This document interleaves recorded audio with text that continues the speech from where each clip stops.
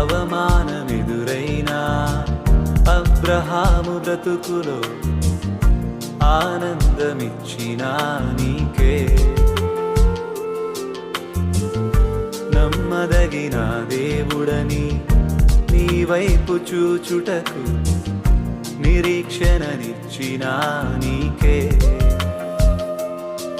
కోల్పోలేదయ్యా జీవితము నిన్నే చూడగా, జరిగిస్తావయ్యా కార్యములు ఆశ్చర్యరీతిగా. కోల్పోలేదయ్యా జీవితం నిన్నే చూడగా, జరిగిస్తావయ్యా కార్యములు ఆశ్చర్యరీతిగా.